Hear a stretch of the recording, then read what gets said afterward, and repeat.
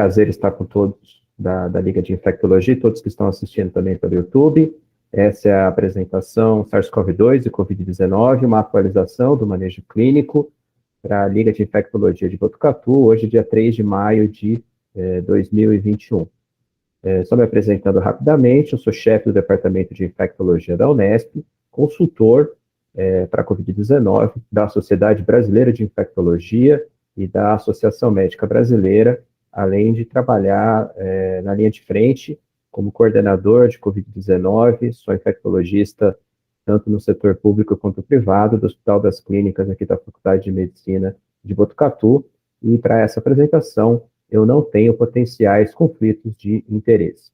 Nós vamos tentar nesses próximos 40, 45 minutos discutir vários tópicos sobre a pandemia Covid-19 que envolvem a epidemiologia, os meios de transmissão, a fisiopatologia, as formas clínicas, dando embasamento para o manejo diagnóstico e terapêutico e fechar com um tema bastante importante que é o desafio das variantes, principalmente 13 para 14 meses, declarou a pandemia Covid-19, declarou então a pandemia pela Covid-19 e até agora, passados aí 12, 13 meses, nós já temos um total de 153 milhões de casos sintomáticos e já tivemos em todo o planeta cerca de 3 milhões e 200 mil vidas perdidas. Então, são dados de hoje, eu acabei de atualizar, e isso faz da pandemia Covid-19 a quinta doença que mais matou em termos de pandemia em toda a história da humanidade. Então, nós temos lá, desde a época do Egito até a erradicação em 1979, a pandemia da varíola, que foi extinta depois de um processo de vacinação bastante exitoso. Em segundo lugar, a peste negra, que ocorreu na Idade Média. Em terceiro, a gripe espanhola, que foi no começo do século passado. E, em quarto lugar, uma pandemia que ainda está em andamento, que é a pandemia do HIV/AIDS, com cerca de 40 milhões de mortes. E aí, quinto lugar, já está a Covid, com esse número que eu disse para vocês, 3,2 milhões de pessoas. Infelizmente, esse número não para de subir. Esse é o ranking de países com maior número de óbitos em termos absolutos. O Brasil, infelizmente, ocupa o segundo lugar e subindo rapidamente, cada vez mais se aproximando dos Estados Unidos. O Brasil hoje está com 408 mil vidas perdidas, cerca de 160 mil vidas a menos que os Estados Unidos, que tem 570 mil, mas devido à vacinação em massa, muito provavelmente, infelizmente, até o final do ano, talvez o Brasil supere os Estados Unidos em número de óbitos totais, o que seria uma grande tragédia, visto que a população brasileira é a metade da população americana, aproximadamente. Em terceiro lugar, temos a Índia. A Índia é um país que vocês sabem que tem uma população maior que 1 bilhão de pessoas, e lá está acontecendo o epicentro, vocês vão ver daqui a pouco. É capaz que Índia ultrapasse Brasil e Estados Unidos até o final do ano, com um país com o maior número de mortes absolutas. Essa é mais ou menos o status que a gente tem hoje da pandemia. O Brasil, então, como eu falei, quando a gente vê os países mais afetados pela pandemia, é o terceiro lugar, com cerca de 193 óbitos por 100 mil habitantes, perdendo apenas da Hungria e da Itália. Isso os países mais afetados. Se a gente pegar todos os países, o Brasil cai para a 13ª posição, mas tem país muito pequeno e consegue fazer uma contagem mais próxima do real. Então, quando você vê o ranking global, o Brasil cai para 13º, mas entre os países mais afetados, o Brasil é o terceiro país. E aqui, o que nós temos hoje, né, em termos totais de óbito, que eu mostrei para vocês, 408 mil óbitos, sendo que nós temos uma projeção para chegar em 500 mil de óbitos no dia 18 de junho. É a projeção mais realista. Se a coisa piorar, nós vamos ver algumas possibilidades. Isso pode chegar muito antes, ou se a população colaborar um pouco depois, mas fato é que provavelmente até o final de junho, principalmente na segunda para a terceira semana de junho, o Brasil vai alcançar a triste marca de 500 milhão de óbitos nessa pandemia. E o que está acontecendo, nós estamos aqui, né, dia 3 de maio de 2021, é que a média móvel de óbitos está caindo, o número de óbitos por dia, a média está caindo, e está caindo porque houve um grande esforço aqui em termos de enrijecimento das regras de circulação de pessoas, algumas cidades fizeram pseudo-lockdown, e aí, naquela época que nós estávamos aí com 3, quase 4 mil mortes por dia. Existe uma tendência de queda até mais ou menos começo de maio, mas aí o que nós estamos fazendo agora, se a flexibilização que está acontecendo neste momento for entendida como banalização, e as pessoas deixarem de usar máscara, começarem a se aglomerar, começarem a fazer festas clandestinas, baladas clandestinas, encontros familiares, a gente pode pegar essa linha vermelha e chegar uma terceira onda, repique, qual seja o nome que se dê aqui, com mais de 4 ou 5 mil óbitos num cenário projetado aí para o começo de julho.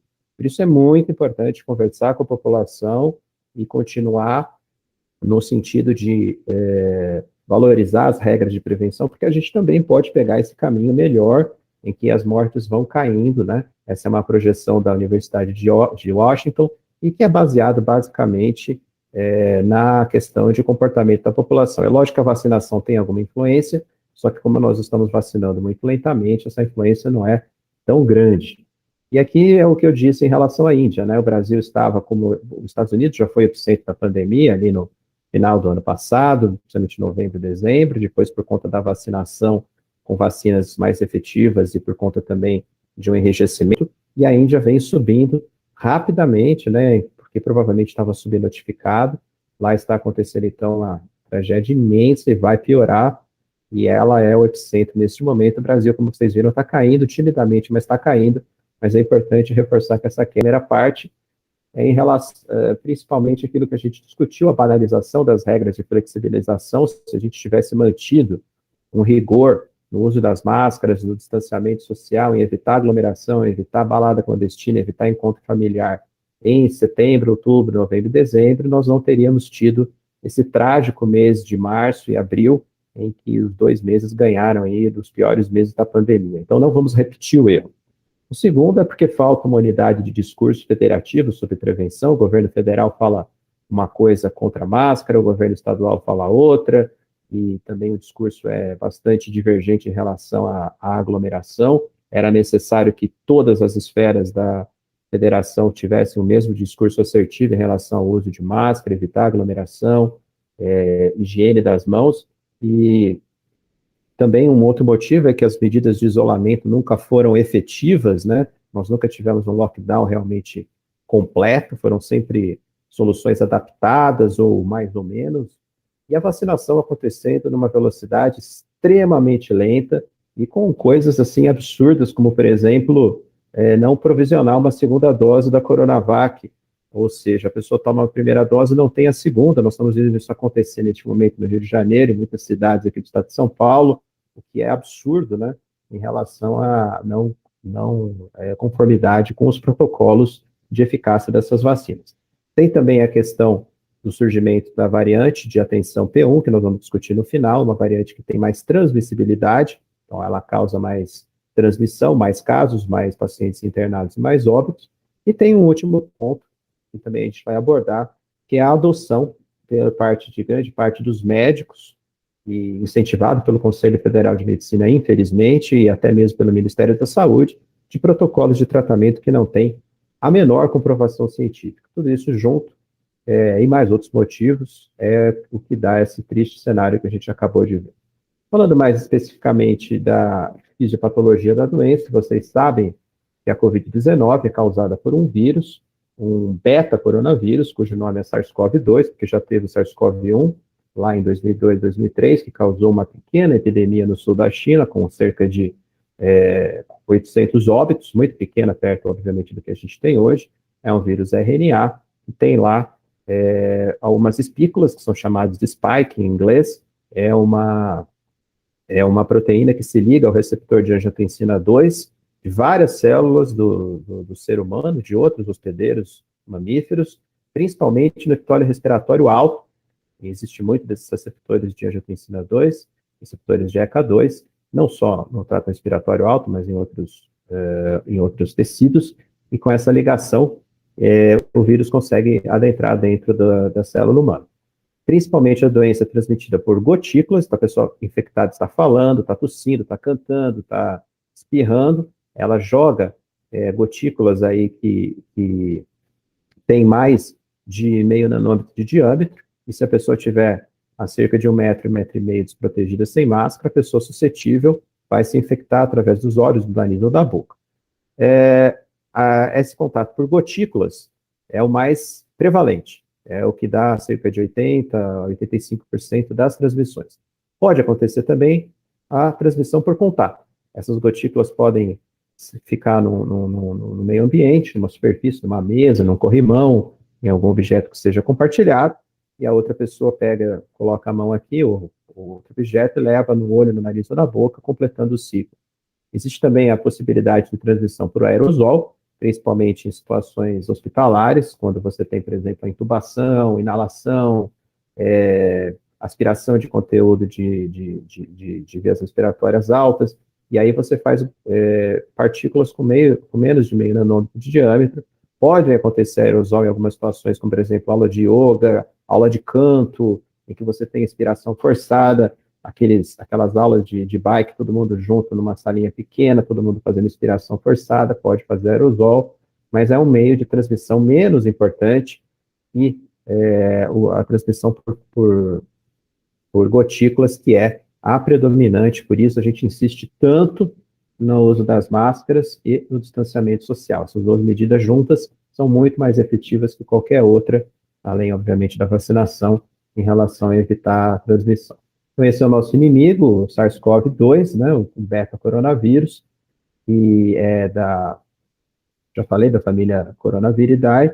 Ele tem 4 proteínas não estruturais, que não importam tanto para a gente entender o problema, mas tem 4 proteínas estruturais. A principal é a spike, que se liga aqui no receptor de angiotensina 2 que a gente já discutiu, e através dessa ligação, então, se promove a infecção celular.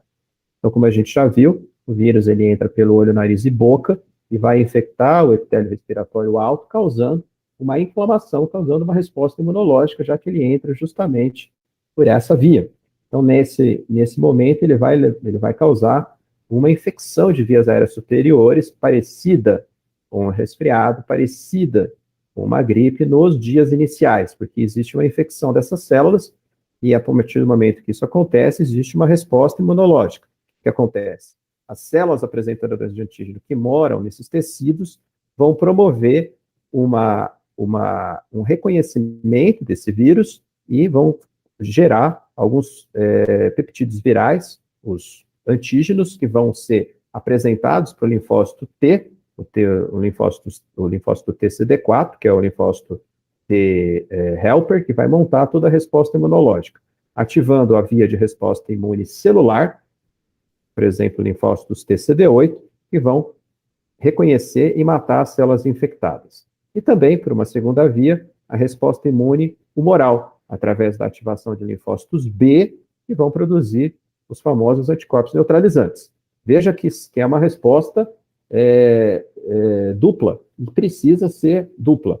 Na verdade, a resposta imune celular talvez seja até mais importante do que a resposta imune humoral. Em pacientes assintomáticos, e você descobre que o indivíduo se infectou apenas porque ele teve contato com alguém positivo e acabou testando, muitas vezes você não encontra nem anticorpo, porque a resposta imunicelular é tão potente, você faz essa resposta aqui de forma tão efetiva, que você nem precisa fazer anticorpos, principalmente crianças, adultos jovens, adolescentes. Então, num indivíduo que se infecta, ele tem uma chance aí em torno de 55% a 60% de ter uma doença leve, que a gente reconhece como tosse, dor de garganta, expectoração, congestão nasal, nariz escorrendo, pode acontecer também dor de cabeça, febre, dor no corpo, mal-estar, dor muscular, artralgia, e aí sintomas gerais, principalmente anorexia, prostração, muitas vezes diarreia, porque você engole a secreção e esse vírus vai para o intestino, infecta as células intestinais, náusea, vômito. E lembrar que o período de incubação do vírus pode variar de 2 a 14 dias. Então, a partir do momento que o indivíduo entra em contato com alguém doente, desprotegido, ele pode durar no mínimo 2 e no máximo 14 dias para iniciar os sintomas. A média, a mediana, que é de 5 dias, 5 a 7 dias, no máximo não, mas na grande maioria, o indivíduo já vai apresentar sintomas. É bem difícil que ele demore mais que isso para iniciar os sintomas, lembrando que existe o percentual de pessoas completamente assintomáticas. Como eu disse, é necessário para que se consiga resolver a infecção de forma autolimitada, de forma não medicamentosa ou não necessária intervenção médica, da resposta imune celular e da resposta imune humoral. Tudo isso é inativado, como a gente já discutiu, pela resposta imune inata, que são as células apresentadoras de antígeno, que vão lá, a gente já discutiu isso, produzir citocinas, produzir mediadores inflamatórios, produzir células que são os linfócitos TCD8, que vão reconhecer e matar as células infectadas, e a produção, então, de anticorpos. Se isso acontecer, resolvido o problema. Então, é o que ocorre em cerca de 85% a 90% dos casos. A gente chama de COVID leve. São indivíduos que podem ser, então é o espectro de doença, né? Vai desde pessoas completamente assintomáticas, que é cerca de 30% dos pacientes, passando para ser pessoas que têm sintomas muito leves, só o nariz escorrendo, só uma dor de garganta, sintomas realmente muito, muito tênues. Ou mesmo resfriado comum, dor de garganta, nariz escorrendo, febre baixa, dor no corpo leve, ou às vezes síndrome gripal. O indivíduo tem febre mais que 38,5, dor no corpo importante, prostração importante, tosse mais marcada, muito espirro, muito dor de cabeça, isso é mais como uma síndrome gripal. Até mesmo dentro da COVID leve, que é uma COVID ambulatorial, caso de pneumonia leve. O indivíduo tem uma síndrome gripal e por algum motivo você faz uma tomografia, não que esteja indicada, mas acaba fazendo, e você vê lá, por exemplo, 10 a 25% de comprometimento em vidro fosco. Mas o paciente, como vocês podem ver aqui na definição de COVID leve, tem uma saturação sempre maior que 94 e tem, principalmente, uma relação de troca PA de O2, F de O2 acima de 300. Então, você faz a gasometria, se for o caso, né? Se você tiver alguma dúvida, você vê lá a pressão arterial de oxigênio, por exemplo, 90, ou 60, ou 50, divide pela fração de O2, que no ar ambiente é 21. Se tiver acima de 300, ótimo, esse paciente não tem problema de troca, ele não precisa internar, ele não precisa de oxigênio, e se ele continuar dessa forma, sempre saturando acima de 94, por isso que não é necessário fazer a gasometria em todos os casos, ele pode ser conduzido de forma ambulatorial. Existem também as formas atípicas não respiratórias. A gente já vi vários pacientes, por exemplo, só com diarreia. Atendi 2 pacientes que tinham perda do rendimento esportivo. Um era tenista, o outro era corredor. Ah, doutor, eu estou sentindo que eu não estou mais rendendo no treino e tive contato com alguém positivo. Veja que sintoma muito leve e atípico, né? Pacientes só com hiperemia ocular. São muito raros, mas podem acontecer formas atípicas não respiratórias. Portanto, a COVID leve é o que acontece em 85% a 90% dos casos. Porém, de 10% a 15% podem evoluir para as formas hospitalares, para as formas mais graves.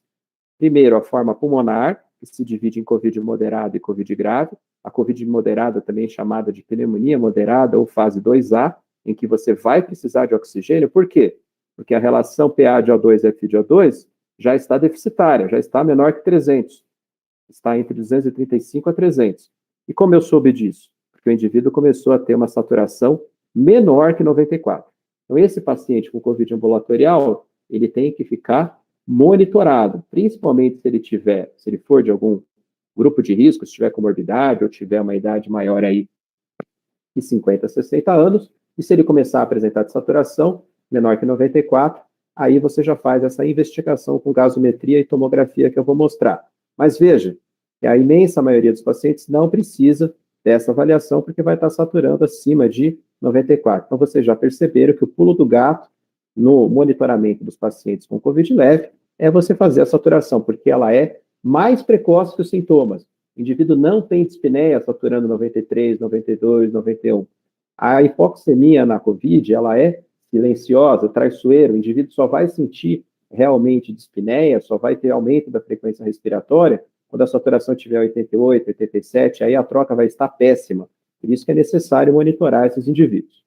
Bom, e aí na COVID hospitalar, você tem essa forma de COVID moderada que a gente já discutiu, tem a forma de COVID grave, que acontece quando o indivíduo tem uma troca ainda pior, quando a relação PA de O2 e FiO2 está abaixo de 235, entre 150 e 235. Aqui na COVID moderada, que é uma síndrome respiratória aguda leve, você precisa só, por exemplo, de um catéter nasal de O2, só isso já dá conta para conseguir que o indivíduo sature bem, para que ele melhore essa troca. Aqui não. Na pneumonia grave, na COVID grave, você vai precisar de alguma coisa que dê mais alto fluxo, por exemplo, uma máscara não reinalante, porque o indivíduo tem um comprometimento maior, a gente vai ver mais para frente na fisiopatologia.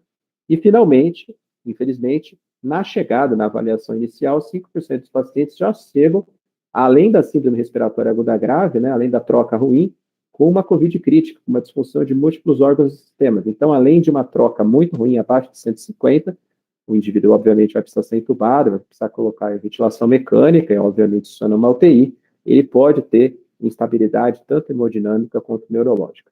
Então, esse é o espectro de doença que pode acontecer na COVID quando você tem uma avaliação inicial. Então, vamos falar especificamente da forma leve, né, que é a fase 1, pacientes com COVID assintomático ou leve, a gente já discutiu, sempre com saturação acima de 94, e, obviamente, né, não é necessário, mas se você fizer uma gasometria, uma troca acima de 300. Essa é a definição. Para esses pacientes que têm sintomas gripais ou que tiveram contato com alguém doente que estão assintomáticos, é importante fazer exames que deem o diagnóstico e façam a confirmação laboratorial da COVID. Então, o padrão ouro é o exame de RT-PCR através da coleta de secreção nasal e orofaríngeo através do suave. Então, vejam aqui, o indivíduo, poucos dias antes de iniciar os sintomas, o PCR, que é essa linha aqui, em azul, já começa a ficar positivo, e ele tem uma sensibilidade muito boa, uma sensibilidade que é ótima entre o terceiro e quinto dia, e por isso essa é a orientação de coleta, entre o terceiro e quinto dia são os dias mais com valor preditivo positivo desse teste vir realmente positivo, lembrando que a sensibilidade dele é em torno de 80% a 85%. Ele pode sim dar falso negativo, ele não tem uma sensibilidade de 100%. O que ele tem de 100% é a especificidade.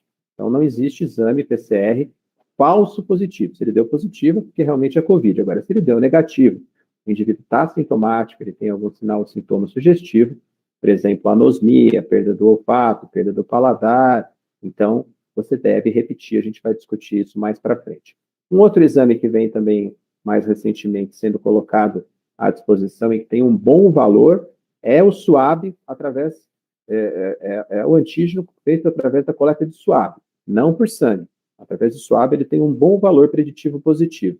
Ele não é tão sensível quanto o PCR, ele perde um pouco, tem 65% a 70% de sensibilidade, portanto é inferior, não é o padrão ouro, mas ele tem uma ótima especificidade, também virtualmente de 100%. Então é muito difícil ele dar falso positivo, ou seja, é um ótimo exame para triagem, porque ele é rápido. O teste de antígeno suave fica pronto aí em 20, 25 minutos, dando positivo, eu já tenho certeza que é COVID. Agora, se ele der negativo, é que você não pode garantir que não seja, porque existe o problema de falta de sensibilidade, e aí você indica o PCR. Então, esse é um organograma que está, inclusive, proposto pelo CDC, indivíduos sintomáticos, então, com síndrome gripal, com resfriado, anosmia, ageusia. Se vier um antígeno positivo, você já confirma. Se vier negativo, aí não. Né? Você não pode descartar, você tem que fazer um teste de biologia molecular. É um exame que vem ajudar bastante, porque fica pronto muito rápido, é muito mais barato, mas lembrar que ele pode dar mais falso negativo do que o PCR, que continua sendo o padrão ouro. Já as sorologias não têm valor para o diagnóstico de COVID na fase ativa, na fase aguda dos sintomas. Eu vou voltar a alguns slides porque eu esqueci de falar. Vejam aqui que a produção de anticorpos ela é muito tardia, ela vai ficar positiva lá no 8º, 9º, 10º dia de sintoma, numa doença que geralmente tem de 7 a 10 dias de sintoma. Então, não adianta fazer PCR, fazer sorologia quando o indivíduo está sintomático até o 7º, 8º, 9º, 10º dia, porque nós temos a famosa janela sorológica. A sorologia é a tentativa de detecção de anticorpos no sangue, vai dar negativo. A sorologia serve principalmente para quando eu tenho casos mais tardios, indivíduos que não foram testados nos primeiros dias de sintoma, nos primeiros 10 a 14 dias, tem suspeita clínica de COVID, porque tanto o PCR quanto o teste de antígeno caem a sensibilidade depois do 7º, do 10º dia. Aí sim ele pode ajudar, lembrando que ele tem um problema também de especificidade. Principalmente os testes rápidos, esses testes de sangue que são feitos rápidos, têm até 50% de dar falso positivo. Portanto, tomar muito cuidado com a interpretação desses testes. Em termos de manejo terapêutico da COVID-19, esse é o slide completo, mais atualizado de todas as estratégias que a gente tem hoje. Então, na fase 1, vamos começar discutindo aqui a fase 1, né? Nós temos principalmente uma lesão que é causada pela agressão do vírus. Então, na COVID leve, temos aquela inflamação pela presença do vírus. O que nós vamos fazer nesse paciente? Monitorar com o oxímetro, que a gente já discutiu, tratar, sim, com os sintomáticos, paracetamol, dipirona, dependendo do que o paciente tiver, eu vou falar com vocês sobre isso. Em alguns casos selecionados, a gente vai discutir esse coquetel, essa associação de anticorpos monoclonais que já está aprovada em uso emergencial no Brasil pela Anvisa. Então, o que nós temos que fazer num caso de COVID leve? Lembre que eu mostrei para vocês, tomar muito cuidado com a hipóxia silenciosa da COVID. Então, fazer uma vigilância. Eu vou mostrar daqui a pouco como a gente faz isso na prática. Pode ser com visita domiciliar ou mesmo telemedicina, funciona muito bem. Nós vamos vendo a saturação desse paciente, aqueles que podem ter um saturômetro digital ou mesmo por controle clínico. E tratar sintomaticamente. A experiência de COVID-19 é bastante desagradável. Eu posso falar com propriedade que eu tive COVID, é uma sensação muito ruim. A gente já fala de COVID leve, mas de leve para o paciente não tem nada, porque é extremamente desagradável, uma prostração muito importante, uma dor no corpo, uma sensação muito esquisita e parece que está inflamado. E aí, você pode usar analgésicos, como paracetamol e dipirona, que também são drogas antipiréticas. Por exemplo, se o paciente tem cefaleia, usar um anti-inflamatório no esteroide, por exemplo, ibuprofeno. O paciente tem muita congestão nasal, nariz escorrendo, você pode usar soro fisiológico ou mesmo um vasoconstritor nasal, ou até mesmo, em alguns casos, corticoide inalatório, né? Corticoide nasal, de uso tópico, desculpe, não inalatório. Corticoide de uso tópico, como o desonida, para descongestionar o nariz, usar xarope expectorante, mas isso são medicações sintomáticas, não são medicações, obviamente, que têm ação antiviral. A única medicação registrada no Brasil, prevista em bula não, com uso emergencial, que atua reduzindo a chance do indivíduo pular de COVID leve para COVID moderado ou COVID grave, é essa associação de anticorpos, o Regencol, que eu vou discutir para vocês, e para casos selecionados por conta do alto preço que provavelmente vai chegar. Bom, isso é o que fazer, mas é importante saber o que não fazer. Principalmente, não fazer corticoide sistêmico, corticoide oral para pacientes com COVID leve, porque não tem benefício. Eu vou mostrar para vocês os resultados do estudo Recovery, mostrando que corticoide via oral em paciente com COVID leve não difere, não faz com que o paciente deixe de evoluir da forma leve para as formas mais graves. E tem um segundo problema, ele potencialmente aumenta a carga viral desses pacientes, o que é um risco para a transmissão e até mesmo para a evolução para quadros mais graves. E tem uma série de drogas que vocês já ouviram falar com certeza, do famoso kit COVID, que tem ou ausência de eficácia, ou mesmo já tem a ineficácia comprovada e podem ser tóxicos, como, por exemplo, hidroxicloroquina, cloroquina, azitromicina, ivermectina, e drogas que ainda não alcançaram desfecho em ensaios clínicos randomizados, nitazoxanida, colchicina, ou ainda estratégias que já foram descartadas, por exemplo, a reposição com vitamina C, D e zinco, ensaio clínico randomizado, e coisas mais anedóticas como ozônio retal. Então, veja como é que você faz o monitoramento. Essa é uma paciente, né, que a gente segue por telemedicina, veja que bonitinho, é lógico que ela é uma paciente padrão, ela vai mostrando aqui a saturação dela, todos os horários, a gente faz de 4 a 6 vezes por dia, então saturação 98, 97, 98, frequência cardíaca, febre, pressão, isso aqui por telemedicina fica super fácil de fazer. É lógico, né, que tem pessoas que você não vai conseguir, pessoas de mais idade, e aí você vai ter que fazer visita domiciliar, mas a imensa maioria da população dá para seguir, lembrando que a Covid leve, então, é 90% dos casos. E aí, se por acaso esse valor começar a ficar abaixo de 94, aí sim você vai avaliar esse paciente no hospital, fazendo gasometria e fazendo a tomografia que a gente vai discutir. Então, esse é o manejo proposto tanto pela Organização Mundial de Saúde, quanto pelo NIH, National Institute of Health, né, que é fazer o acompanhamento desses pacientes, o monitoramento. Não é como as pessoas costumam dizer, prescrever de pirona e mandar para casa. É seguir esse paciente de forma responsável. Falando rapidamente do coquetel, né, de anticorpos monoclonais, chamado Regencov, é uma associação entre dois anticorpos monoclonais que são, então, voltados à neutralização do SARS-CoV-2. Então, são anticorpos artificialmente fabricados, e veja que, por conta desse recente estudo, houve uma redução de 70% a 71% em hospitalização de paciente com Covid leve. Então, o que eles fizeram? Pegaram pacientes com Covid leve e deram essa infusão de anticorpo monoclonal chamado Regencov. Essa é uma infusão endovenosa, com pouquíssimo ou 0% de efeito colateral, e veja a redução importantíssima de hospitalização. 70% a 71%. Perfil de segurança muito bom. Qual que é o problema? Preço. Essa medicação nos Estados Unidos, onde já tem registro há bastante tempo, pela FDA, acho que desde novembro, é o tratamento que o Donald Trump usou, ele custa $3.000, é dose única.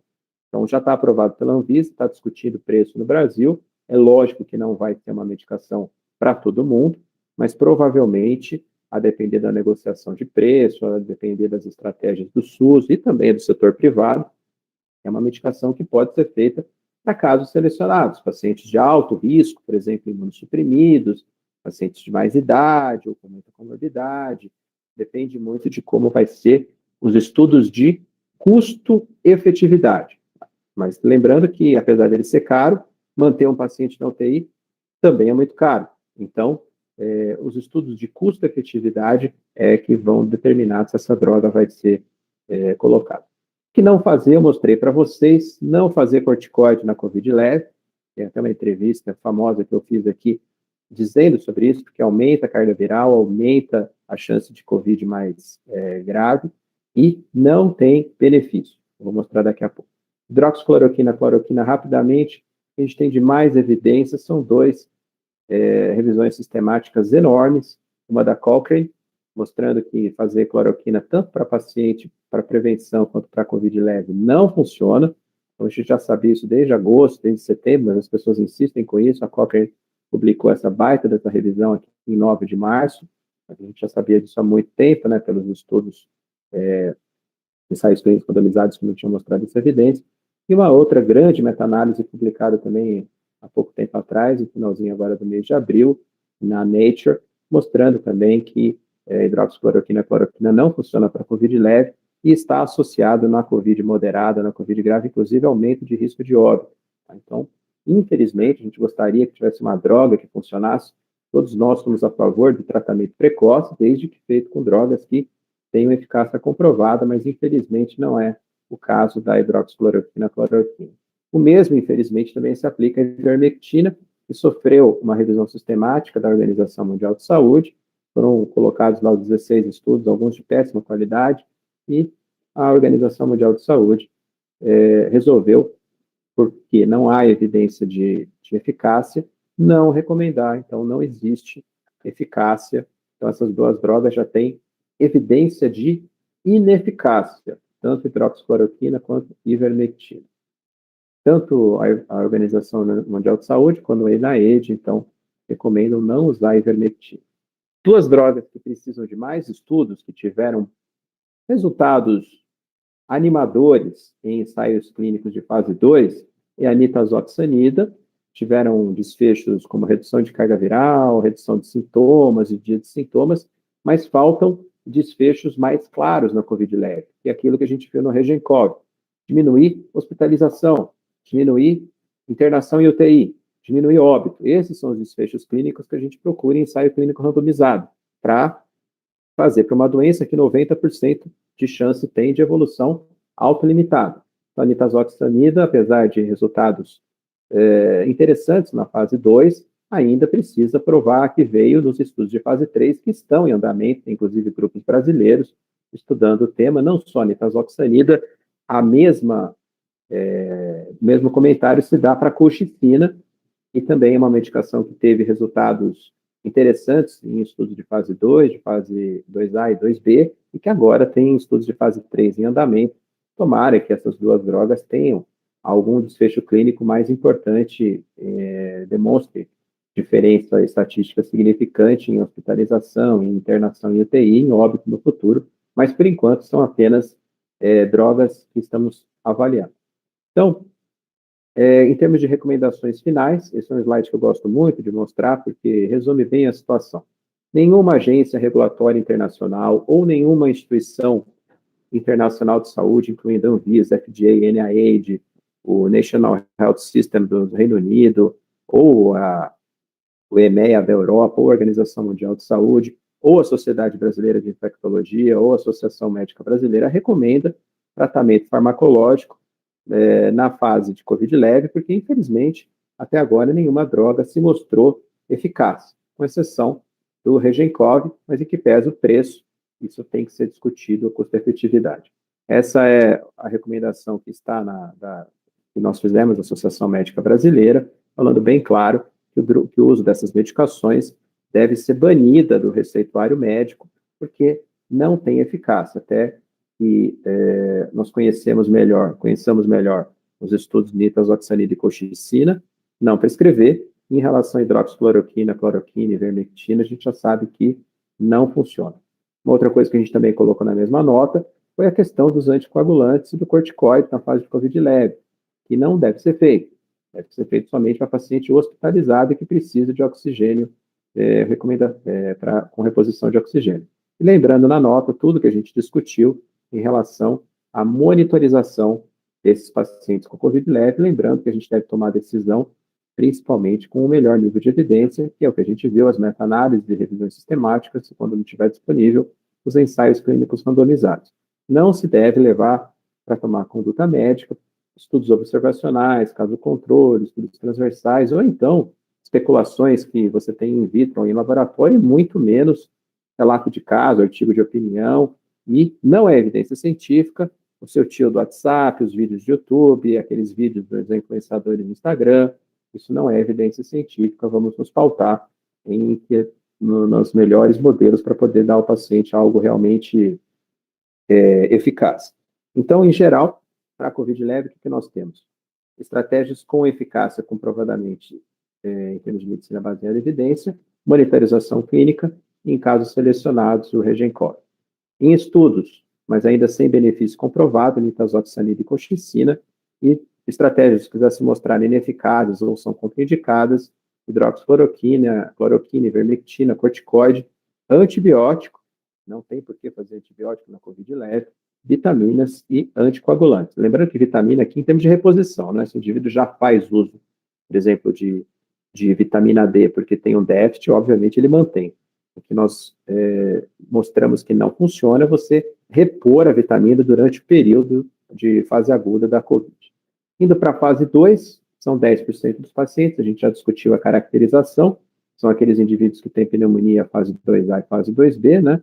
Então, é um paciente que tem uma saturação menor que 94, já acendeu o sinal amarelo, ele foi para o hospital, foi feita uma gasometria, você fez o diagnóstico desse paciente, e se ele tiver uma fase mais leve, uma COVID-2A, é isso em termos de fisiopatologia que vai acontecer. Exudato inflamatório intraalveolar. A presença do vírus nos alvéolos leva a toda uma resposta imunológica ruim, porque ele não fez a resposta imunológica boa que a gente tinha mostrado, né? E ele começa a acumular exudato inflamatório, vai dando aquele distúrbio de ventilação-perfusão, por isso que dá vida fosco.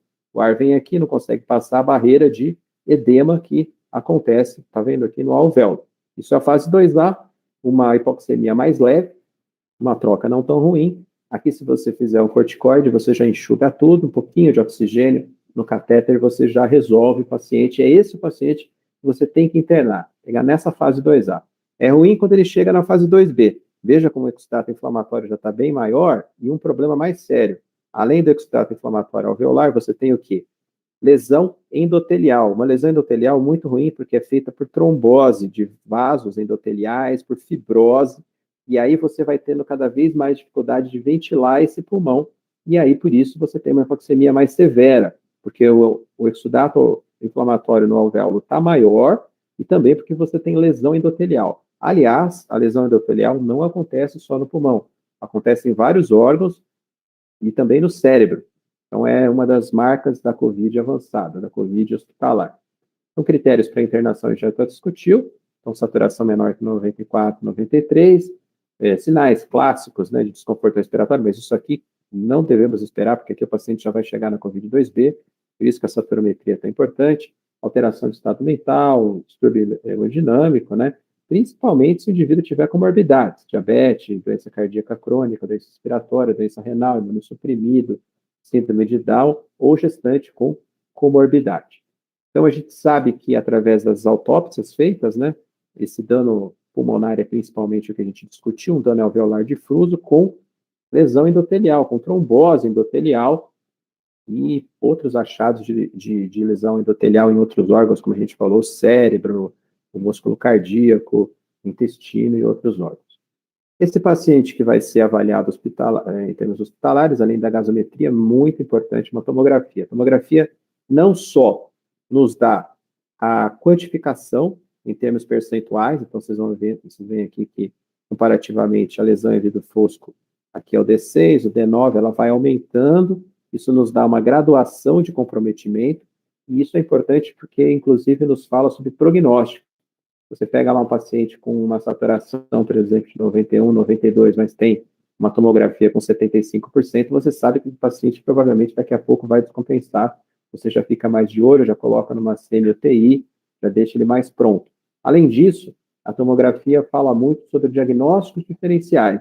Então, se você tiver uma síndrome respiratória aguda grave, faz diagnóstico diferencial, por exemplo, com pneumonia aguda da comunidade e a lesão tomográfica da PAC é uma consolidação, não é um vidro fosco. Então, com isso, você consegue, inclusive, descartar alguns casos, principalmente quando você tem dificuldade, né, com o RT-PCR. A gente falou que o RT-PCR tem limitações de sensibilidade, quando ele vem positivo, ele está completamente, já deu o diagnóstico, mas quando ele está negativo, principalmente no caso com alta suspeição clínica, né, o paciente com sinal e sintoma presente em uma síndrome respiratória aguda grave e atomo sugestivo, você tem que repetir essa tomografia, esse PCR, porque você pode ter um falso negativo.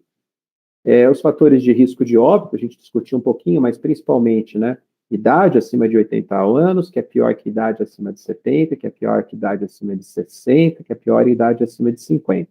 Literalmente uma escadinha. Abaixo de 50, na maioria dos casos, não tem tanto risco, mas a gente vai ver que no Brasil isso mudou um pouco.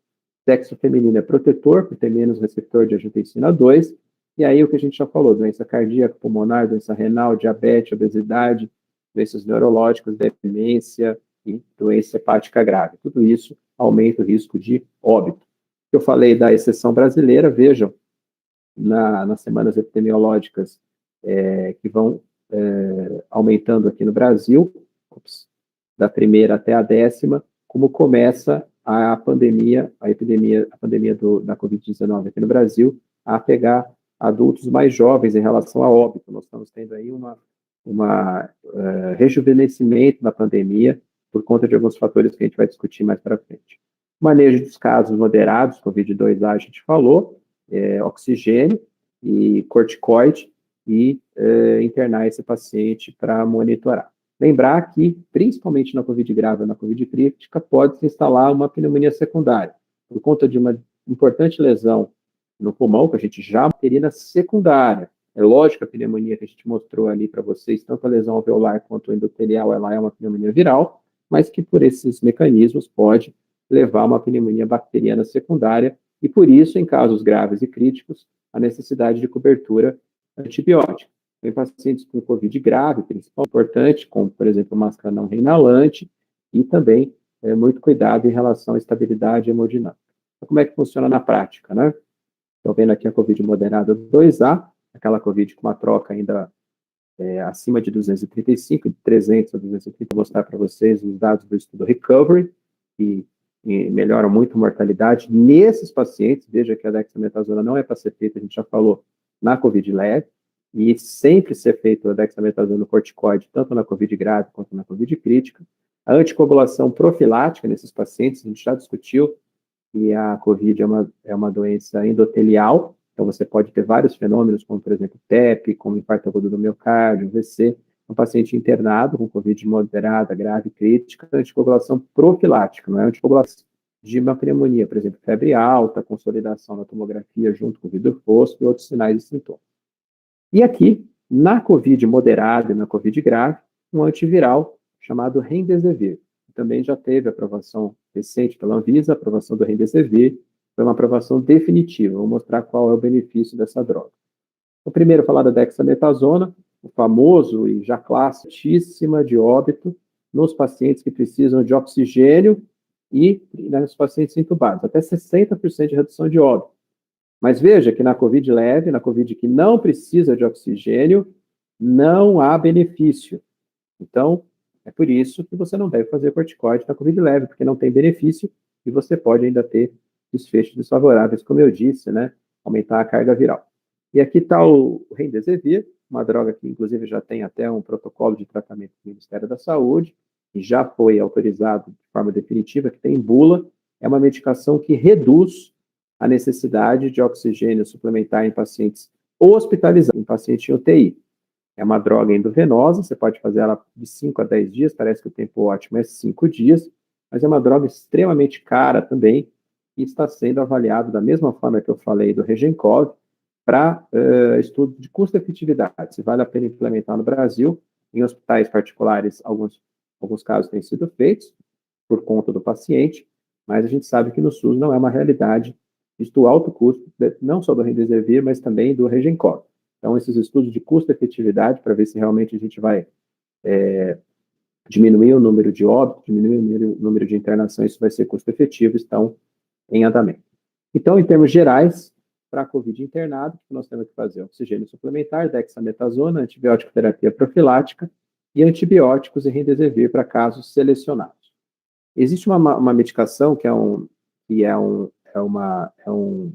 imunobiológico chamado tocilizumab, que está em estudo, é muito controverso, tem vários estudos a favor, outros que não mostram benefício, não há um consenso ainda se essa droga deve ser usada em COVID internada, mas como ela é muito citada e também muito usada de forma off-label, eu coloquei aqui para vocês.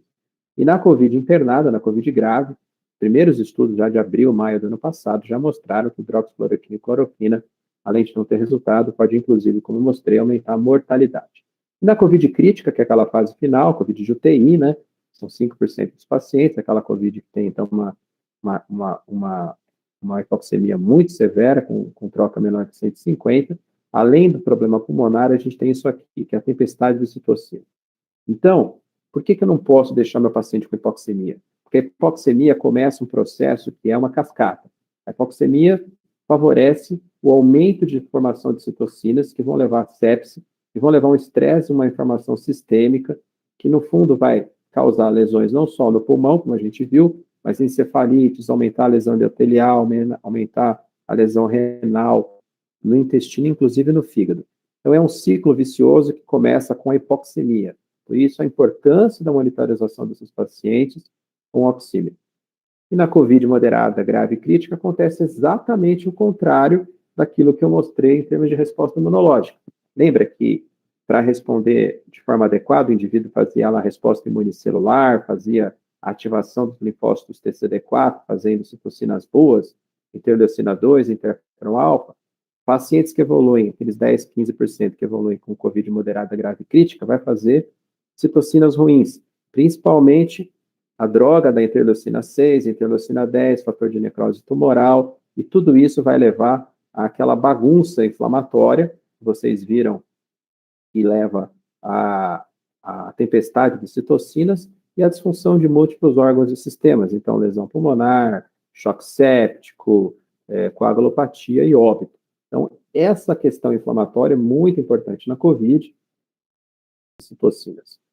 Então, a gente falou na COVID de UTI, o que a gente tem por enquanto aqui no Brasil, né? Oxigênio, dexametasona, anticoagulação profilática e antibiótico terapia para pneumonia secundária. O Remdesivir não é para ser feito em pacientes, não mostrou benefício, que já não tem mais vírus, né? Aqui é só lesão inflamatória, na fase de COVID crítica.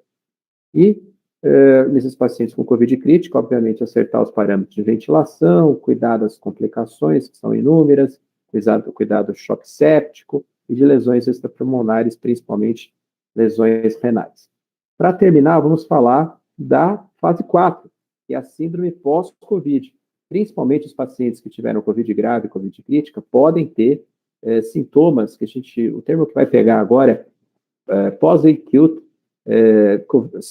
COVID syndrome, ou sequelas agudas, sequela pós-agudas ou COVID longa. Então, são sequelas que podem ser decorrentes tanto da lesão pelo vírus ou da lesão inflamatória, e que ou elas são sintomas subagudos prolongados até 30 dias, então até 50% dos pacientes podem manter fadiga, dispneia, dor no corpo, tosse, anosmia, rinite, mas isso passa depois de 30 dias, mas alguns pacientes podem manter esses sintomas por mais de 3 meses.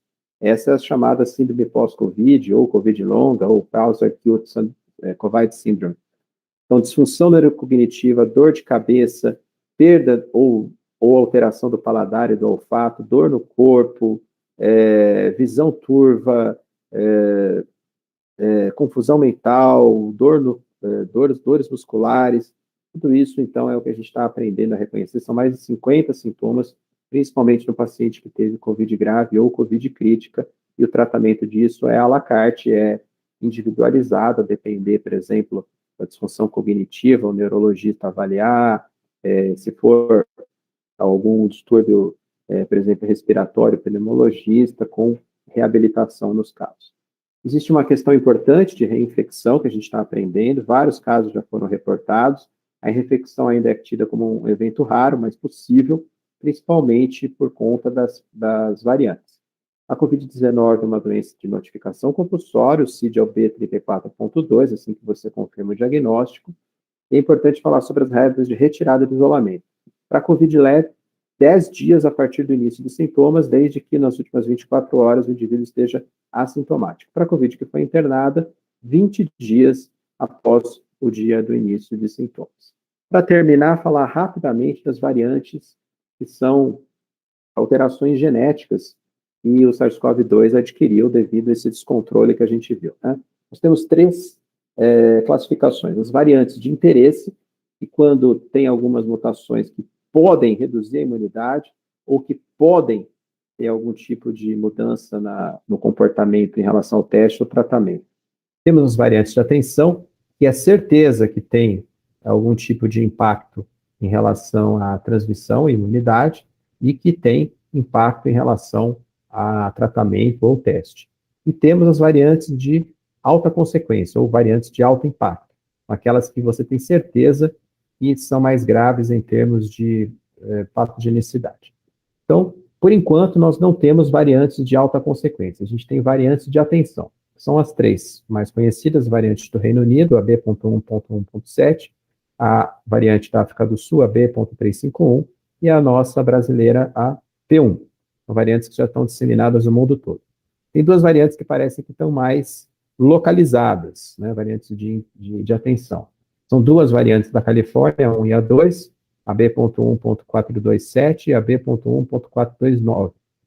E tem a variante indiana recém-reportada, uma dupla mutação, a B.1.617. Mas essas ainda a gente tem pouca informação. Vou falar do que a gente sabe da variante nossa, a variante brasileira. Então, isso são 2 recentes estudos publicados, é novidade, mas que nos traz dados que a gente já esperava, então, quantificados. A gente sabe agora que a P1, ela é 2,5 mais, ela tem uma chance de 2,5%, 2 vezes e meia mais de transmissão. Então, ela é mais potente em termos de transmissão quando comparado ao vírus selvagem, 2,5 vezes. E a chance de reinfecção é maior com a P1 do que com a variante selvagem, em torno de 6,4% em média.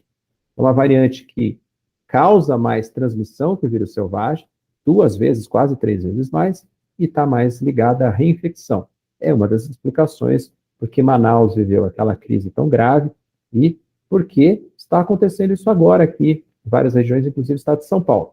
Então, esses são 2 estudos publicados semana passada, esse da professora Esther Sabino, mostrando que 90% dos pacientes internados em hospitais da capital já são variantes P1. Então, veja que, provavelmente a mais variante, e talvez esteja ligada à maior gravidade. É isso que a gente está tentando entender. Se a P1 está ligada à maior gravidade. A gente sabe que ela é mais transmissível e causa mais reinfecção. Agora, se ela é mais grave, é algo que a gente está avaliando.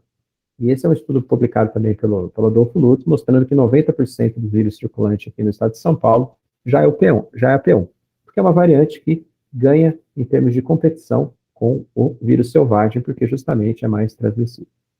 Quero terminar mostrando algumas coisas, né?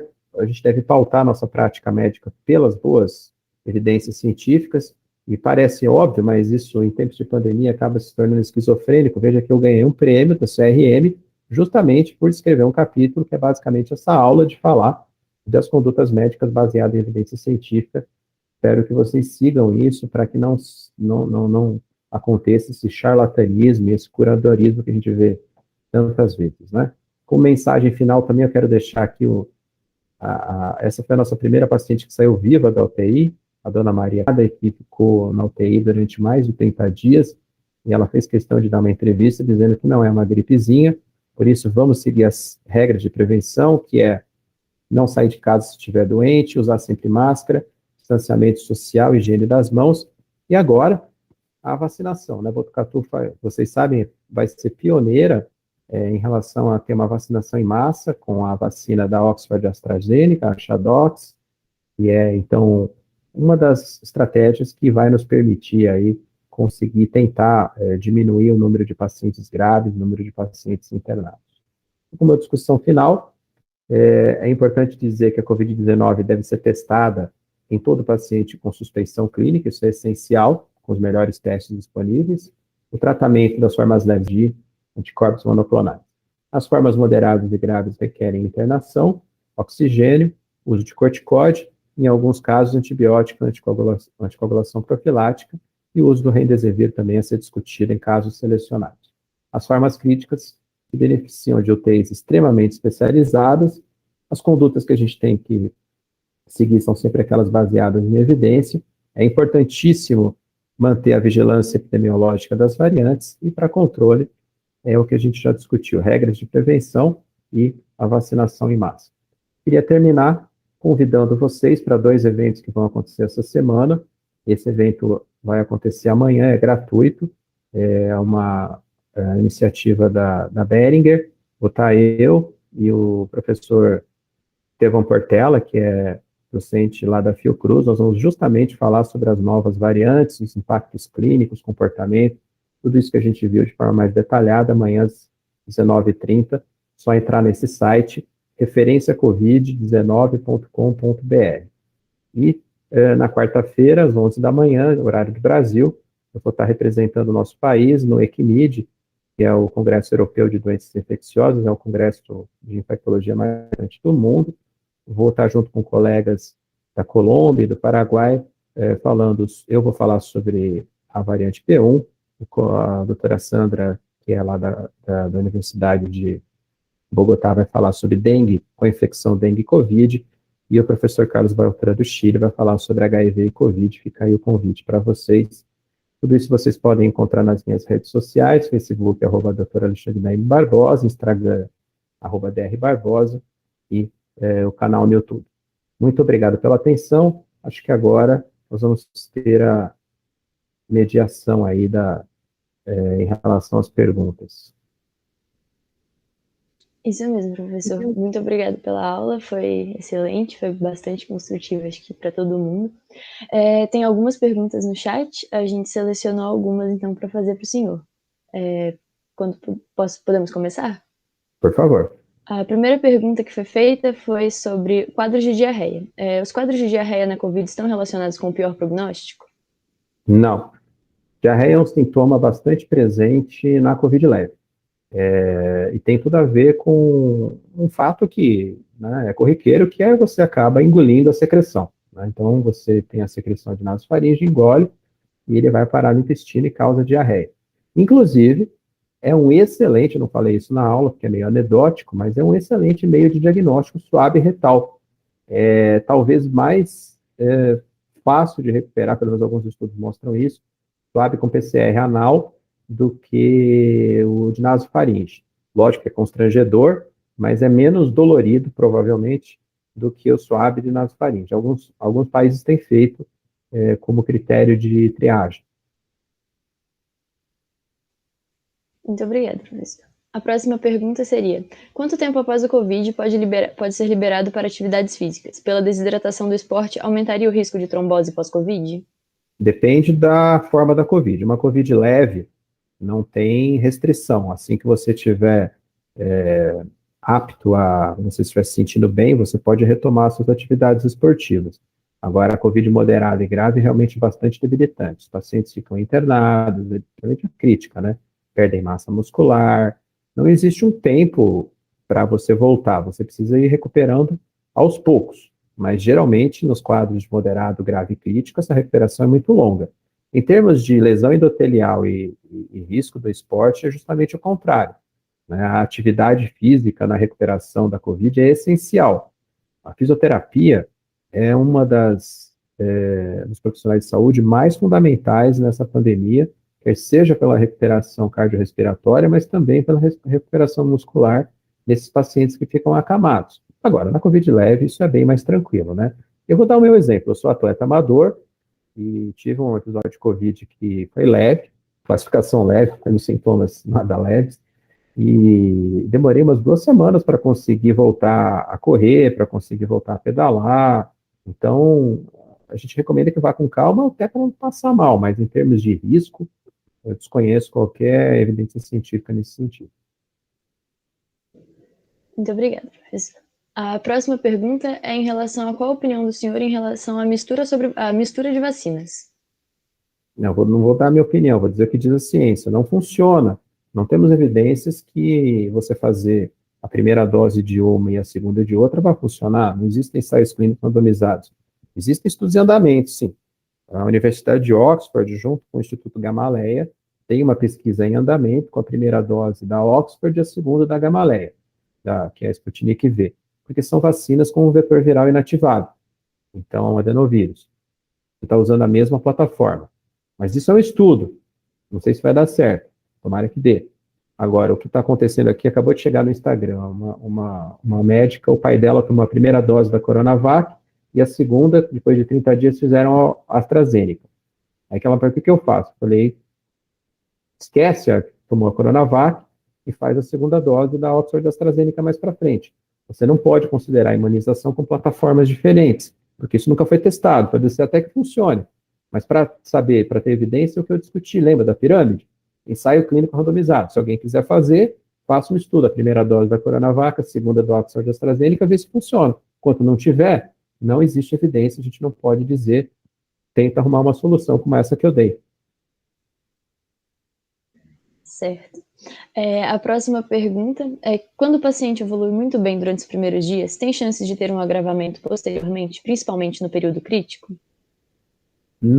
O período crítico ele é do 8º ao 10º dia, do 7º ao 10º dia, né? Então é justamente aí que os pacientes podem, aqueles 10%, ter piora. É bastante variável. Mas entendendo a pergunta com uma piora tardia, a gente se preocupa muito com o paciente imunossuprimido por medicação, principalmente transplantado renal, transplantado hepático. Esses pacientes têm uma forma clínica muito diferente, mais indolente, menos sintomas no começo, geralmente bastante assintomáticos no início, e que vão manifestar a hipoxemia lá pelo 16º, 17º dia. Porque a imunossupressão não é bem uma imunossupressão, é uma imunomodulação que eles fazem, né? Então, eles fazem uma viremia muito mais alta, fazem uma doença por agressão viral muito mais importante. É completamente diferente da COVID em paciente não imunossuprimido. Isso só vale para paciente com imunomodulação, com imunossupressão para transplante. Para HIV não vale. Mas, em geral, os pacientes começam a manifestar hipóxia entre o sexto, do sétimo dia até o oitavo ou nono dia, que aí é a fase mais crítica que você tem que monitorar. Obrigada. A pergunta seguinte também seria em relação ao período crítico, acho que o senhor já respondeu também. E uma última pergunta. Professor, em paciente que tem a doença autoimune e faz uso de imunológico, desenvolve a COVID leve ou desenvolve a forma mais grave? E a vacina ajuda esses pacientes a se proteger? Boa pergunta. Veja que imunobiológico não significa imunossupressão. Tá? Então, a gente tem um exemplo, vou citar dois casos: pacientes com artrite reumatoide, que estão usando imunobiológico, ou paciente com doenças inflamatórias crônicas, doença de Crohn ou outras doenças, retocolite ulcerativa. Esses imunobiológicos não são imunossupressores. Então, você não tem o risco aumentado de ter COVID grave.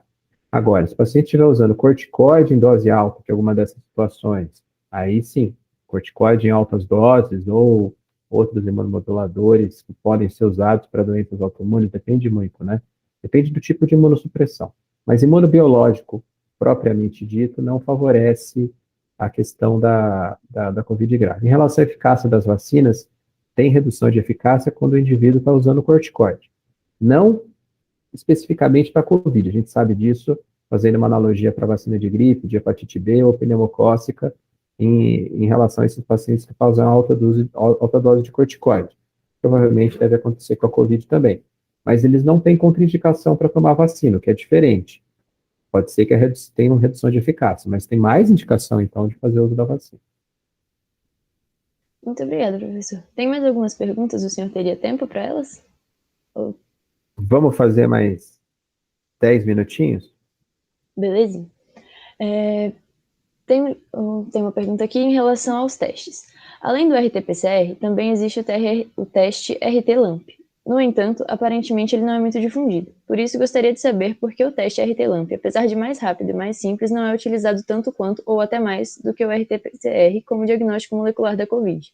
Pelas características desse teste, não seria mais vantajoso para rastrear o vírus na população? É porque os trabalhos mais robustos e toda a rede de biologia molecular, principalmente aqui no Brasil, está montada no RT-PCR convencional. E a gente tem muita discussão em relação à sensibilidade do RT-LAMP não ser comparável ao do RT-PCR. Eu sei que há trabalhos divergentes, mas pelo menos na rede pública, o que se montou foi uma estrutura de biologia molecular baseada no RT-PCR convencional. O mesmo comentário cabe que eu falei na aula em relação ao teste antígeno, né? É um teste até mais barato, mais fácil de fazer e que tem uma ótima especificidade. Então, na verdade, essas tecnologias, elas estão chegando, às vezes não estão implantadas no SUS, e os trabalhos acabam não sendo tão robustos. Entendi. Tem mais uma aqui. Quanto tempo uma nova variante chegaria, como no da gripe, que temos que vacinar anualmente, já que a vacinação de todos está prevista aí para mais de um ano no Brasil, se continuarmos nesse ritmo? Provavelmente a vacina para a COVID vai ser uma vacina sazonal, vai ser uma vacina que nós vamos ter que fazer todos os anos, e depende de cada estratégia. Nós não sabemos quanto tempo, por exemplo, dura a imunidade de quem fez a Coronavac, como eu, de quem tomou a Oxford AstraZeneca, ou quem tomou a Pfizer, ou quem tomou a Moderna, mas muito provavelmente não é uma imunidade perene. E, infelizmente, algumas variantes destroem vacinas. A variante sul-africana acaba com a Oxford AstraZeneca, tanto é que o governo sul-africano parou de fazer a Oxford AstraZeneca por lá. Então, e parece que a P1 acaba com as vacinas RNA, pelo menos in vitro, tanto a Pfizer quanto a Moderna tem uma redução de eficácia de 95% contra a P1. A gente precisa saber se a resposta imunomoral, a resposta imunicelular não compensa isso. Então, tudo isso a gente está aprendendo. Em suma, nós migramos no futuro para plataformas de vacinas que possam ser, vamos dizer assim, pangenotípicas, consigam pegar todas as variantes, e para vacinas que tenham um acerto sazonal como é feito para a gripe. Então, vocês sabem que a vacina da gripe tem um componente lá para o H1N1, para o H3N2, para o influenza tipo B. Então, é isso provavelmente que vai acontecer com as vacinas Covid. Vão ser uma composição, vão ser um mix de antígenos para conseguir estimular o nosso sistema imunológico. Acho que era isso que a gente tinha de perguntas. Muito obrigada, professor, pela aula e pelas dúvidas. Foi muito construtivo, foi muito interessante para todos. Para todos os ligantes, não se esqueçam de preencher o nosso form de presença. Ele está disponível aí no chat. E muito obrigada a todos pela presença. Finalizamos aqui, eu acho. Parabéns a todos da Liga, um grande abraço. Muito obrigada mais uma vez, professor.